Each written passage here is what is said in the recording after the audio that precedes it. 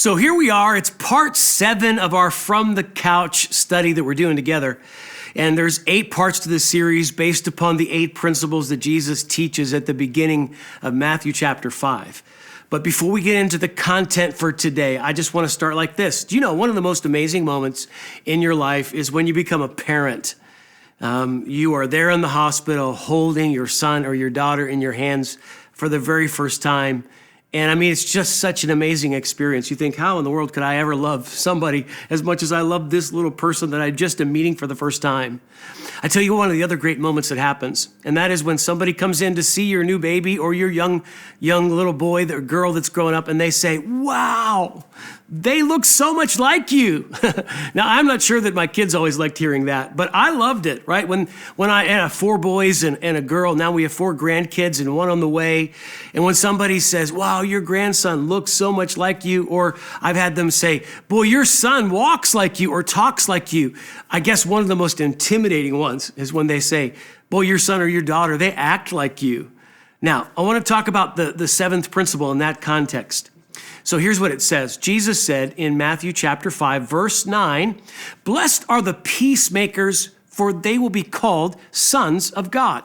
Now, here's the idea. When you have this particular quality of life, you're a peacemaker. Not only does it result in blessedness within your own life, but people around you look and say, you look like a son or a daughter of God. You're related to him because only God is able to solve these kind of complicated problems and bring two people who are against each other into a place of peace and agreement. This quality of peacemaking is one of the most important qualities in a family, in a marriage, in having children, often in a business, and in this complicated world that we live in right now. Blessed are the peacemakers, for they are the children of God, or they act like the sons of God. They'll be called the sons of God. Now, the From the Couch study, here's what we've been doing. We've said, what if we could sit on a couch and we could sit across from Jesus as our counselor or a life coach or pastor, and we could ask him about the complicated situations in our life. One of those complicated situations, we could say, Jesus, I got 2 siblings and they're fighting with each other.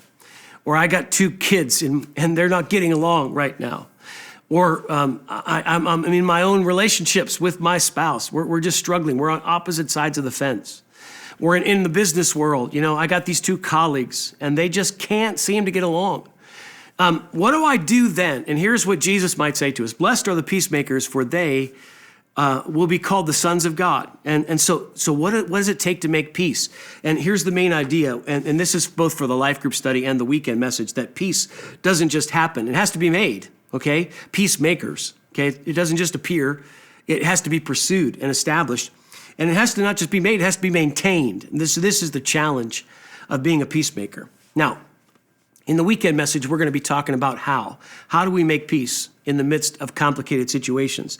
But we're going to talk now based upon, again, the same section of Scripture. Remember, Matthew chapters 5, 6, and 7 are one sermon, the Sermon on the Mount, maybe the greatest sermon ever preached, the greatest sermon preached by Jesus.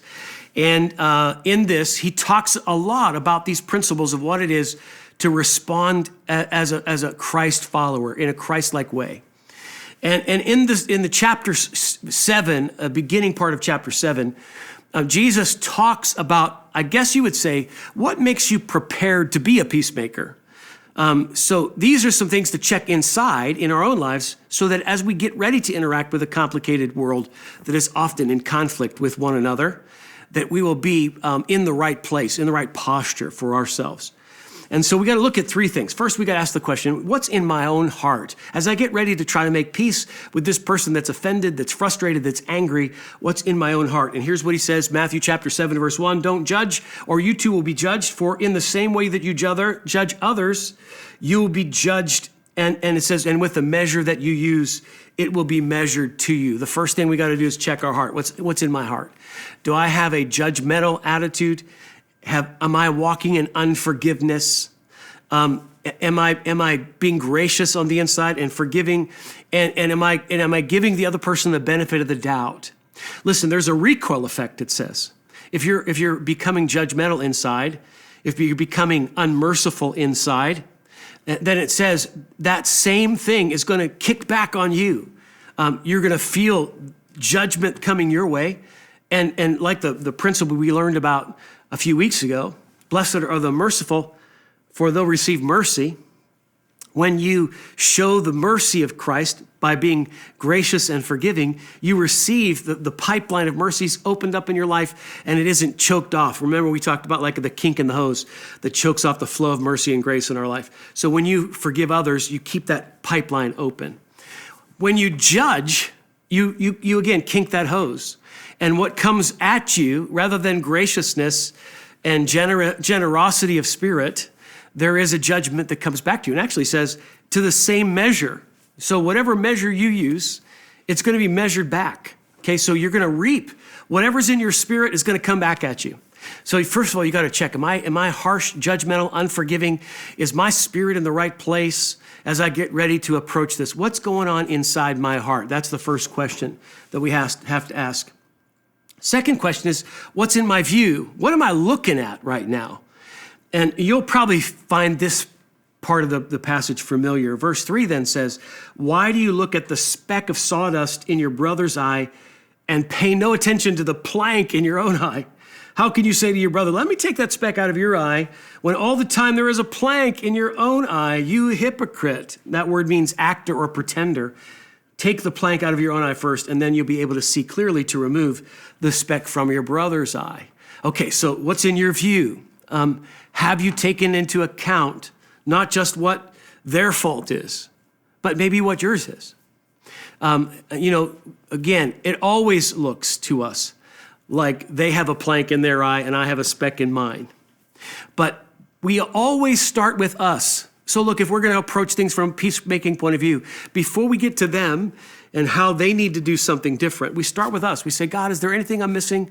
I want to have a good assessment of myself, not to be judgmental on me, but to just make sure I'm going into this situation with an accurate perspective of who I am, what I've contributed to this problem, who they are, what they're contributing to the problem, and to do that with a spirit of generosity and graciousness so I don't make this thing even worse. Okay? First, what's in my heart is the first thing. Second, what's in my view? And then number 3, is it worth my efforts? What's worth my efforts? Again, it says in verse 6. Now, this is kind of a unique way to conclude this little section. He says in verse 6, don't give dogs what is sacred, and don't throw your pearls to pigs. If you do, they'll trample them under feet and they won't know what to do with it. Listen, there are some circumstances where you go to make peace. And here's the translation. If you give pigs to a pearl, the pig just doesn't know what to do with it, right? It could be any other object. It is not even valuable to the pig because the pig doesn't care. It just wants to get back in the mud and make a mess. Some people in your life may not be ready for you to even try to make peace with or for them. And your efforts might be like giving pearls to a pig. I think my good friend Johannes, I've heard him say this, don't wrestle with a pig because you'll end up muddy, dirty, and the pig just likes it, okay?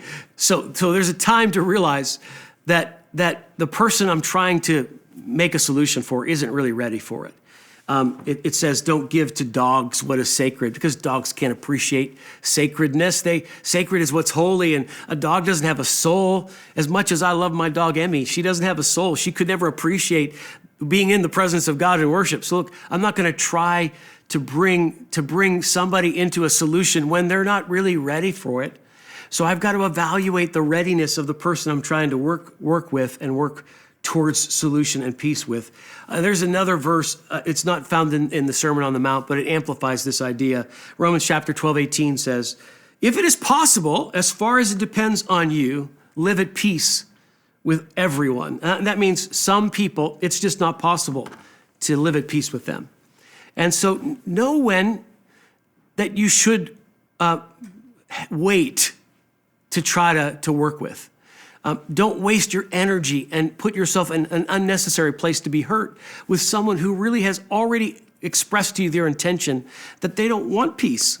And you've done everything you know to do. And to try one more time is not going to make it any better. And again, this might take some coaching and some counsel as to when you are to just pause We're not talking about giving up on somebody. We still pray for them. We still believe for a miracle. We still, believe that God will bring them to a place where they'll be receptive one day to some peacemaking efforts where they can get right with God and other people around them.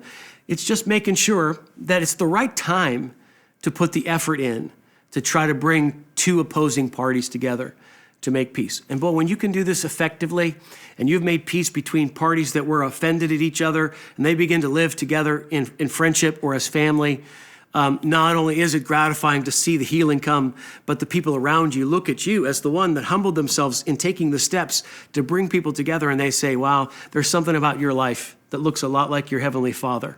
You must be a son or daughter of the Most High God. And that's what we're after here, okay? So as we're thinking about making peace, I want you to think about who in your life is at odds with each other. Who's at odds with you? Who's at odds with one another? Boy, there's certainly enough going on in our culture right now where there's people that are at each other's throats, and our culture's got a huge divide. And I think one of the challenges for us all is to just check ourselves. We don't want to have a judgmental heart, because remember, with the measure you use, it'll be measured to you. And we don't want to have a constant view of what's in someone else's eye until we've checked ourselves to make sure that we've got it right. And then we got to evaluate, when is it right to be in the conversation? Do you know, I think I'll just close with this. Sometimes we are involved in social media conversations, dealing with larger conflicts in our world, and it's a little bit like casting pearls before swine, because it honestly isn't making it any better. We're just in the mud with pig wrestling around, and we need to realize everything we do reflects on our Father in heaven, and if we do things in the right way, in a Jesus way, people will start to say, boy, you look a lot like your Father in heaven. You look like a son or a daughter of God. And that's what we desire. So I pray God will give you good insight and revelation as you have your life group discussion today.